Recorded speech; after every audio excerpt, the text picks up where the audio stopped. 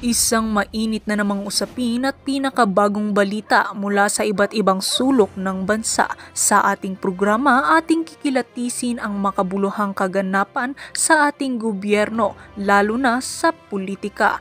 Tayo ay magbibigay linaw at magbibigay kaalaman sa mga mahahalagang isyu na dapat nating malaman at pagtuunan ng pansin.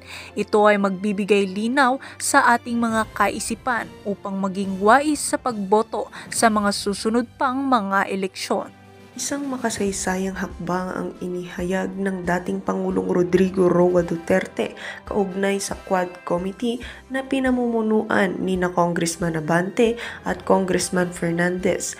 Ayon sa mga ulat, inihain na ang mga kaso laban sa kanila sa Korte Suprema dahil sa mga aligasyon ng katiwalian at maling pamamahala. Sa isang pahayag, sinabi ni Duterte na hindi natin dapat palampasin ang mga ganitong isyu na nagdudulot ng panganib sa ating bansa.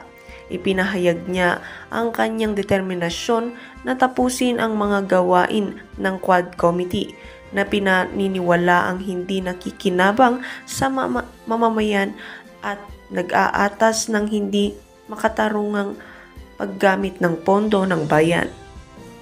Ang mga kasong inihain ay naglalaman ng mga ebidensya na nag-uugnay sa mga kongresista sa mga iligal na transaksyon at paglabag sa mga batas ukol sa transparency at accountability.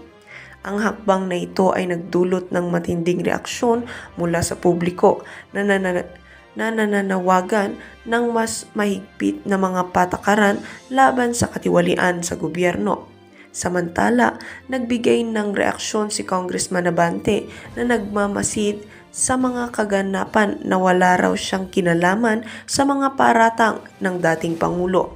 Si Congressman Fernandez sa kabilang dako ay nanindigan na ang mga kaso ay isang anyo ng paninindak sa kanilang mga proyekto.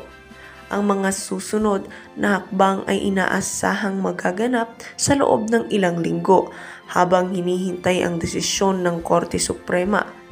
Patuloy na nakatutok ang mga mamamayan sa isyong ito. Umaasang magkakaroon ng katarungan para sa mga kasong kinasasangkutan ng mga opisyal ng gobyerno.